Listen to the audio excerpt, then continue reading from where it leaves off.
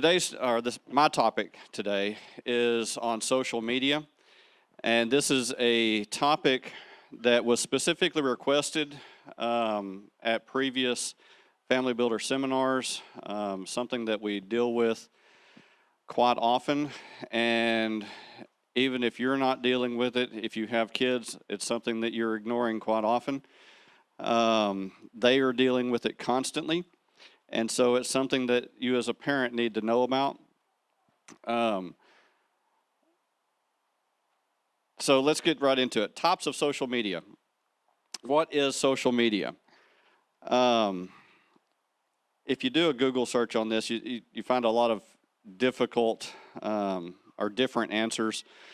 The answer to that question really depends on what your intended use is. If you think Facebook is social media, you're right. If you think Facebook is the only social media, you are extremely wrong. Woefully ignorant, I would say. Social media, in essence, is any software platform where people use to communicate either through text, audio, or visual communication. That goes with these wonderful little gadgets. You don't need one of these to get on social media. You can do it on your computer, but this is probably the most common these days. It can be something positive, and it can be something negative. As I said, Facebook is not all there is out there. If you go on iTunes, if you've got an iPhone account, if you go on iTunes, there are 240 different social media categories or social media apps listed on iTunes. 240 different apps doing different things. And some of these, the vast majority of these I'd never heard about. I'm a Facebook guy. I kind of have to be a Facebook guy because as running the assembly, we have a Facebook page, and therefore you have to have your own account to manage your church's account. And so there are things that you get tied into whenever you start maintaining an online presence for your assemblies. And even back in the day, Facebook is the new MySpace. Does anybody remember MySpace? I'm somewhat embarrassed to remember MySpace. But yeah, I was a MySpace guy too. There are several different categories that we're going to talk about, and the first is social networks. That is where Facebook, MySpace, those type of things fall into. And these are all just internet-based programs where you build a network of friends and you share your life with your friends. A lot of people use these in very beneficial ways. For instance, for our assembly, we post daily scripture readings. We have a great secretary, Rachel Lewis, that creates artwork and posts on there every day or every other day to encourage people. We post our prayer lists and those type of communications with people, with our network of friends on Facebook, and hopefully through those interactions we get more exposure to our assemblies. I know Jake has used Facebook very effectively for his assembly and actually putting money into promoting different aspects of his assembly and getting a lot of exposure, from what I understand, for their assembly, and that's doing a fantastic thing. The downside is it can be very time consuming because you get sucked into all of the posts that all of your other friends, every high school classmate, co-worker or whatever that sends you a friend request, or you get sucked into some group, or as the mayor of Cisco, I get sucked into every group about people that ever lived in Cisco that now want to comment about all the things that are wrong with Cisco. And so, yeah, I have to go monitor those pages to see what their complaints are, because people tend to complain online and never actually come to a council meeting. I'm sure Jake can understand that too. So there's a lot of things that are going on Facebook that you tend to get wrapped up in and into following, but there's a lot of trash that goes on there too.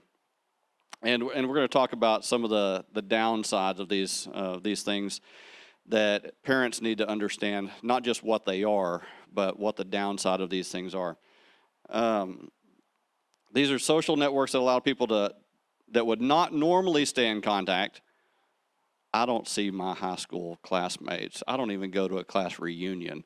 These are people that I haven't seen in 30 years and don't really have plans to. But somehow I'm in the class of 1987 Ranger High School group and get notified of all these events that come about.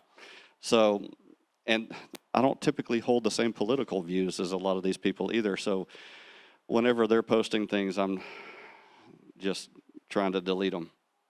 And I would like to encourage you, if you are on Facebook or any of these other media sharing networks, the entire world is not concerned with what you ate for breakfast. They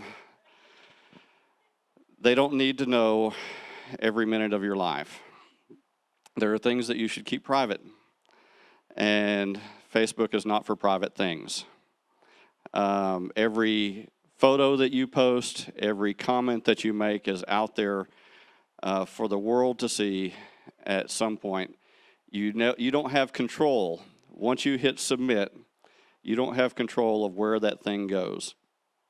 So you need to remember that and ensure that sometime down the road, maybe whenever you're looking for a job and you've done an application for this new company that's coming to your area, and the first thing that HR department does is look up your Facebook account and see who your friends are, not just what you post on your page, but who your friends are and what they post on their pages, because all of that goes into the developing what the character is of this person that they're seeking to hire. And if you've got friends that are posting a lot of inappropriate things, drinking, partying, that kind of thing, that's what they assume that you are doing, and therefore that may affect the hiring decision that you're going to have. Remember to tell that to your kids as they're looking for their first jobs, that everything that they've posted on Facebook and that their friends have posted on Facebook, that goes to show the quality of the person that they are in an employer's eyes. The one thing that the entire world is interested in is funny cat videos. Has anybody ever seen the funny cat videos? I have literally laughed until I ached from watching funny cat videos. It's just one of those things. You can't help but laugh. There's something hilariously funny about a cat trying to jump and slips or spread out and not going anywhere, and I just find it funny. My wife wonders at me sometimes. The next category of social media we want to talk about is media sharing. Things like YouTube. YouTube, everybody generally knows, is a video outlet. A lot of people are posting sermons and things like that on YouTube or other similar avenues like that, but you get a lot of instructional things. You can learn to play the guitar on YouTube. You can also learn a lot of trash on YouTube. There is a lot of inappropriate content. There's things that you don't want your kids to see on YouTube. So be aware that YouTube is not, even though there's supposedly not nudity allowed on YouTube, there's a lot of borderline stuff on there that you really don't want your kids looking at. There are other media sharing types of things, and one of the most common that I see today, Instagram and Snapchat. Snapchat is the new texting. Texting, a lot of people use these days just as a method of communication because it's quicker than a phone call. But if you've got a teenager and they're doing this type of stuff, that's Snapchat, where they're taking a picture of themselves and sending that with a message to a friend. And if you look in your book, you see a couple of young girls down at the bottom of this page that those are Snapchatting, posing for a picture. On the bottom of the next page, you see the alternate of that. A young lady posing for a picture there. Snapchat is very commonly used for sending inappropriate pictures because the lure behind Snapchat is that the pictures automatically disappear. After you set it in your phone or in your app as how many seconds you want that picture to remain on the other person's phone. And then it automatically goes away after 5 seconds, 7 seconds, 10 seconds, whatever that is. However, very quickly people learned that they could take a screenshot of that image as it came across their phone. And now the inappropriate image that you sent to your boyfriend, girlfriend, whatever, is now saved permanently on their phone, and they can send it to whoever they want. And that has been done in high school settings a lot for sending inappropriate pictures, where you had a dating situation where some inappropriate pictures, they call that sexting. Well, that's one portion of sexting, where you send sexualized images or sexualized text to another individual, and then those things are screenshotted and sent out to their friends after that, maybe after they break up, or maybe actually during their dating, maybe as a way to break up. And all that gets sent around to all the friends in their high school.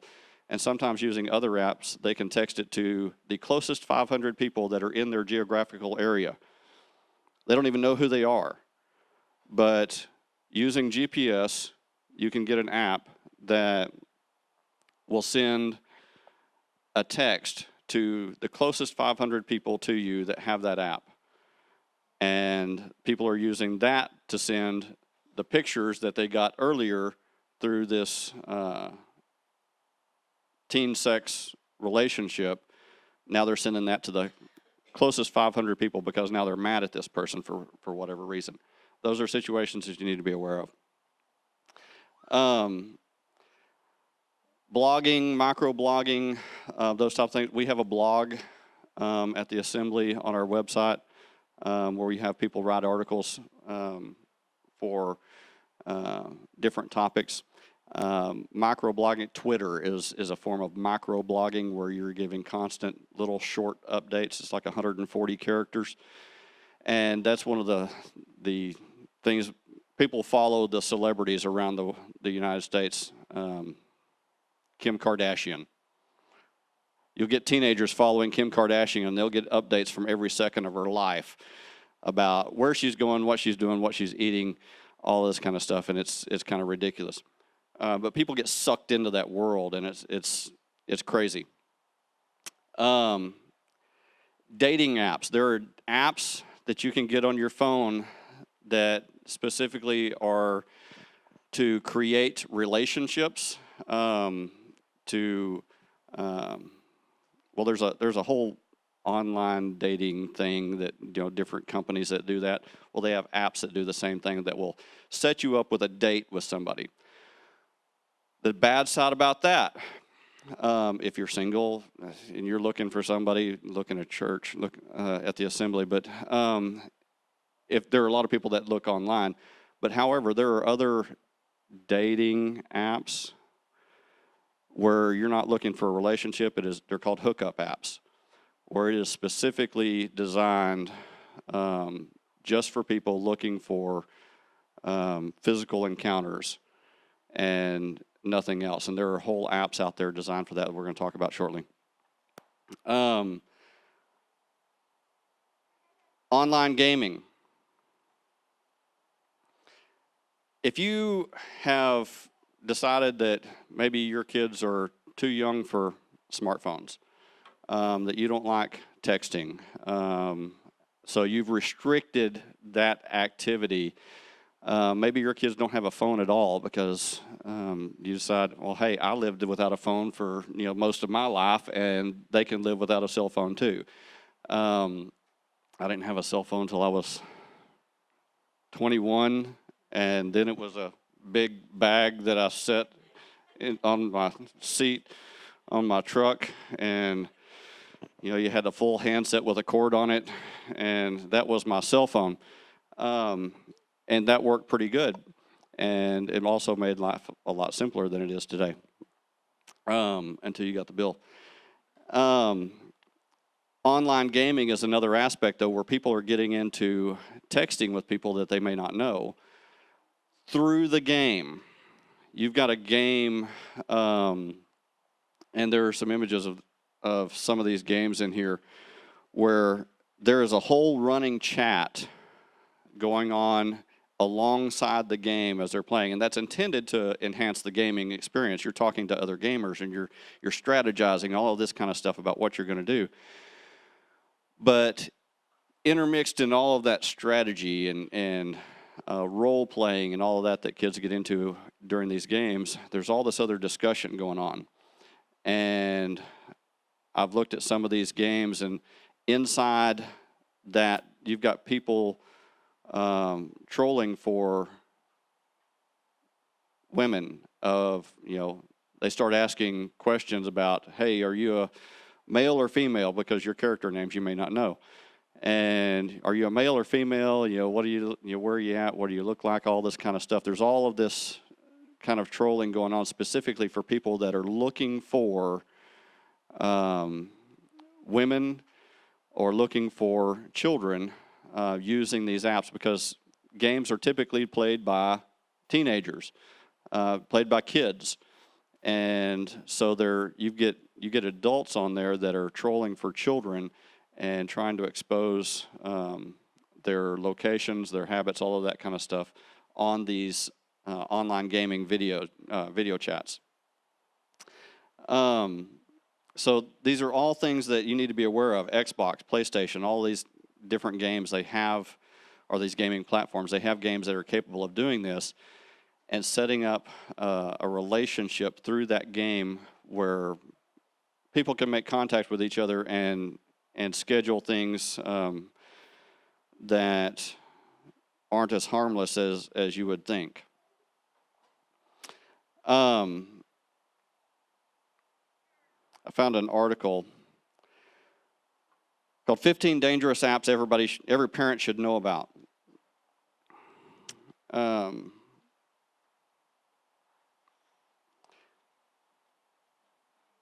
Says it's safe to say that the advent of the digital age, and specifically the internet, smartphones, and social media have brought unique and daunting challenges to the current generation of parents. As a bonus challenge, the technology that both helps us parents and also poses danger to our kids' safety is ever-changing. As soon as you have one dangerous app deleted from a mobile device or have installed safety software on a computer, another thing is actively working against your safety precautions. So here are 15 dangerous apps and websites that your kids might be using and why they shouldn't be. The first is Tinder. Tinder is an app used to find dates and hookups, sexual encounters, through GPS tracking. It's easy for adults and minors to find each other, and the rating system can be used for bullying. That's one thing that a lot of kids are dealing with through social media, is the act of bullying of other children or other kids bullying them. Snapchat. Snapchat is a photo sharing app that allows users to send photos to specific people, assigning the photos an allotted time, which we talked about. It's very popular for sexting. Users have figured out how to save or screenshot the images so they aren't really gone. And can be used later for sending what's called revenge porn to other people. Blender. Blender is a flirting app allowing users to send photos and videos to anyone on their friends list and rate their hotness. Anytime you're rating someone else's hotness on your app, that's probably not a good thing. This app uses GPS. It's not authenticated, so predators can find minors or anyone they're looking for. It's also popular for sexting, and the hotness rating allows for bullying. Kick Messenger. This is something that I just heard about recently.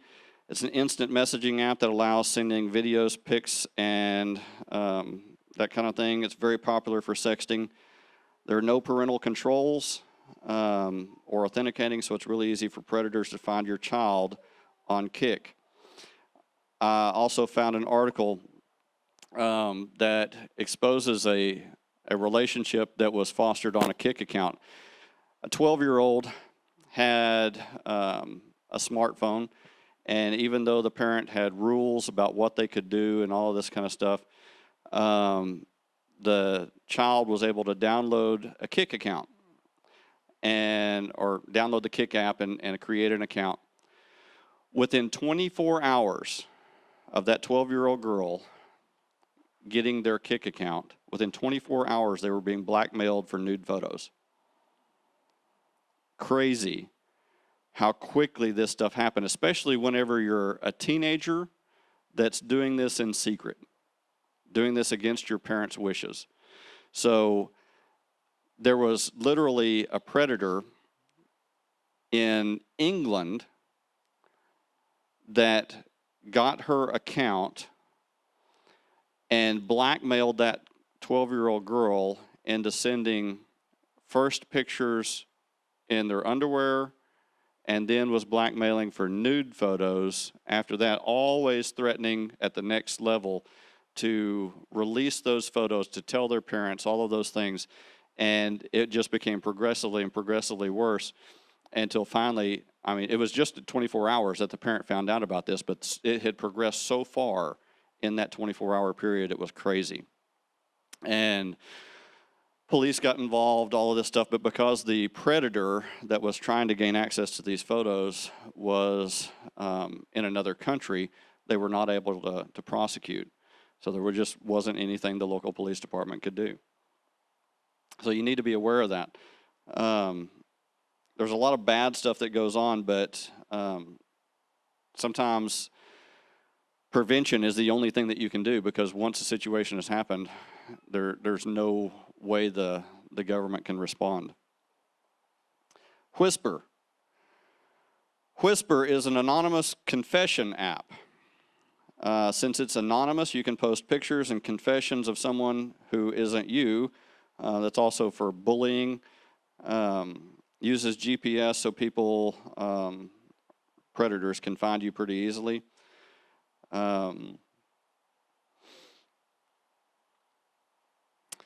Something called ask.fm. It's a question and answer social networking site used almost exclusively by kids. It's also anonymous, and one of the things you're going to learn about being anonymous is that it means that there's no consequences for your actions. That means there's a lot of inappropriate communication going on, that something you might not say, something I might not say to Keith face to face, but if it's not tied to my name, I can say all kinds of things about Keith and create all kinds of flare-up through all of these friends on this site about somebody that maybe I have a secret grudge against. But in real life, they're a friend of mine. But these kids, they do this and just create a plethora of other kids bullying, jumping on the bandwagon, bullying whoever you're targeting at that particular time. There are 9 documented suicide cases linked to the Ask.fm app from kids being bullied and then committed suicide because of the bullying that they received. An app called Yik Yak allows users to post 200-character yaks, which can be viewed by the 500 people closest to them as determined by GPS. Users putting a lot of sexually explicit content, and it's all tied to within a geographical area, so they can find you. Then there's a whole category of apps that are designed to keep your activity on your phone hidden. Apps like Poof, Hide It Pro, App Lock, they're all designed to hide other apps on your phone. So if you're monitoring your kid's phone and you see, maybe you don't see the Kick apps, or you don't see these other apps on your phone, but you see something else that you don't recognize. That could be an app that is specifically designed to hide your other activity on your phone or on your child's phone. So you need to be very aware of what all is going on that phone all the time, not just looking for these other apps. You have to be diligent in your search. You got video chatting apps. You've got, I mentioned earlier, there's an app called Down that is specifically for finding sexual relationships, not dating, but is specifically targeted to getting sex relationships, hooking up.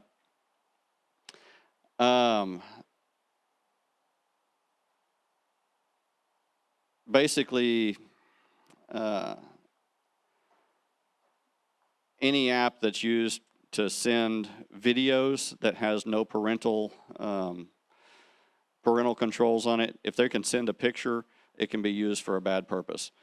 And while you wouldn't think that your kids would do this sort of thing, you need to be aware of a couple of things. First of all, your kids will lie to you.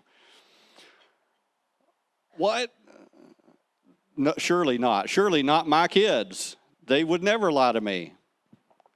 The best kids, the absolute best kids, will lie to you in the right circumstance. They may not make it a habit of lying to you. They may be fantastic children that have been raised to serve Yahweh with all of your diligence. But in the right situation, they will lie to you. So as a parent, don't trust everything your kids say to you. I watched a portion of a movie the other day. I guess it was a TV show.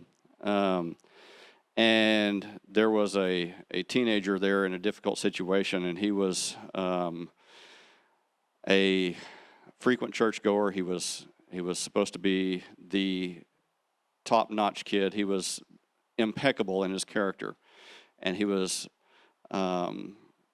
suffering from a physical ailment that had no explanation, and he was calling for his dad to have faith in him and that he hadn't done anything wrong.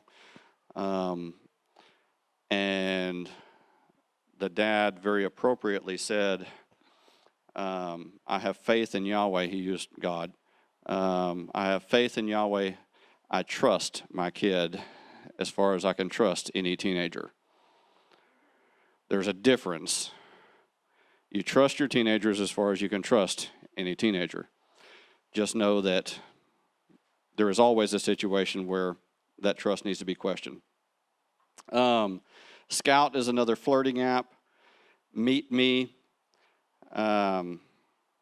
Chat Roulette.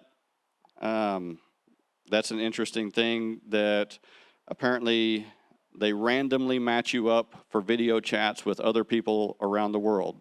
Chat Roulette. One of the big problems with that, if you don't see it immediately, is sometimes you'll automatically get into a chat with somebody you don't know across the world, and the first thing you see is a naked body on the other side. So that's something that you have no control over because it's all random. You never know what you're going to get. You need to be talking to your kids and examining what they're doing. One of the bad problems about smartphones in particular, but it can happen on any platform, is addiction to that stimulus. Your kids will get a gaming app, and the next thing you know, of course, if they get a smartphone anyway, the only thing you're going to see from then on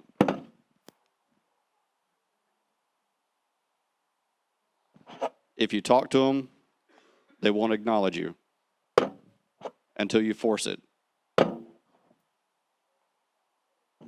It's just the phone. It becomes their entire world. It gets their entire attention. These games will foster an addictive type of mindset where they have to be playing. The games are designed so that they have to engage that game periodically to keep the game going and to progress in that game. And so the game is literally dragging them back in to continue playing the game over and over and over again. So you have to be aware of that. You have to set limits. Cyberbullying is something we talked about. Kids taking and bullying other kids through the use of these apps that are designed to just talk bad about it. Most kids wouldn't say these things face to face to another kid, but you create a separation. And it happens with texting, it happens with all of these things, where you create a separation from somebody. You're not standing face to face and accountable for what you're saying. You're across town and you're typing it into a phone. And so there becomes a sense of inaccountability for your actions. And you don't get the personal relationship that these types of things, that normal communication would have, even on the phone. So it lends itself to opportunities for bullying that maybe not everyone would go through. Somewhat risky behavior. One of the things as a police officer and as a judge that I saw a lot of is teenagers engaged in risky behavior through online media where they're getting preyed upon sexual predators out there that are meeting these kids, going to these locations specifically to attack these kids. You'll have kids that will schedule a meeting for when you're not home with somebody that they think is another teenager. These predators portray themselves as, 12-year-old Gina when this is really 35-year-old Bob who's sitting at his computer portraying himself as that, waiting to prey on your children. And that happens all the time. And kids will actively work around your work schedule or whatever to get these events to happen because they think they're just meeting with another teenager. And maybe you told them, nobody's coming over, we're going out of town for the day, you're not allowed to have anybody over, none of your friends are coming over, you stay home, you do your homework, all that kind of stuff. Well, the next thing you know, they're scheduling for their online friends or their real friends to come over and have a party, trash your house, that kind of thing. But whenever their online friend comes over and it's not their online friend that they thought it was, it's 35-year-old Bob looking to get his kicks with your child. That's a problem that they did not anticipate. Another thing that I've recently found out is the prevalence of smartphones in today's society is actually affecting your brain. It's called divided attention. And it's something that I have been a prey to for a long time. You're constantly getting the emails, the texts from friends or whatever, And so you're working on a project at work, your phone goes ding, you pick it up. Oh, I got an email from my city manager. I need to answer that real quick. Okay, that goes back down. Working on a project, phone goes ding. Oh, okay. Well, I got a text from somebody else. Okay, that phone goes down. Where was I at? Oh, yeah, I was working on a sermon. Go back to my work. Divided attention prevents your productivity. It keeps your mind from engaging in what you're doing. And so all the things that you used to be good at, when that was the only thing you were doing, you're not good at anymore because your attention is divided into so many different areas that you can't focus. It literally prevents things that are in your short-term memory from being transferred to your long-term memory. So if you're studying something and you're constantly answering your phone with alternate tasks, the things that you're studying cannot transition into your long-term memory. Your kids, when they're doing their homework, think about this, when your kids are doing their homework and they're studying for a test, and at the same time they're texting their friends, every minute that they spend studying their test is wasted because they literally cannot take those things that they study and transfer it into their long-term memory to recall when they take that test the next day or 2 weeks later. So these are things that are affecting our lives, and they're also affecting your kids' lives at school and with their friends. But it's affecting their productivity. It's affecting their grades. All these aspects that it's all about being productive, right? I watched a video about a businessman, top businessman, who was so productive. He could do all these things at one time. He was constantly answering emails and texts and doing his business and doing his meetings and had the thing in his ear and all this stuff going on at one time. And so they decided to test this guy. He was supposed to be an expert at multitasking. And so you take him out on the road in a test car, driving a little track, and he's got somebody in his ear, and he's having to do math equations, very simple math, as he's driving. And they will occasionally throw an obstacle in front of him. You can't respond while your brain is doing two different things at one time. You can't respond appropriately. You can't either do a simple math equation, like 5 plus 5 is what? At the same time, while you're trying to avoid a task, your brain is going in two opposite directions and you can't do it. So those things are actually affecting our lives. And it's not just your kids, it's your lives as well. So we all need to, and I have taken literally action recently to limit my smartphone use. So as we're running out of time, some solutions, some things you need to consider. Setting boundaries. You need to set boundaries for your kids. Time. No smartphone or no phones at all, during dinner. We've already had a discussion about setting aside time and dinner to create memories and to create those family associations to strengthen those things. Well, make your kids put down their phones while they're doing that. Especially no phones during homework. Take the phones from them. Keith, during our youth settings, has a box that goes around. They collect the phones from everybody and take them up during their youth nights so that they're not distracted. One of my big rules is no phones. Everything got turned off at 9 p.m. when my kids were little.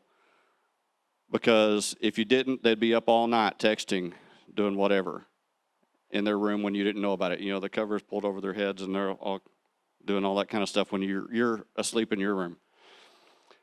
Monitoring. You need to know what your kids are doing. You need to engage in your kids' lives.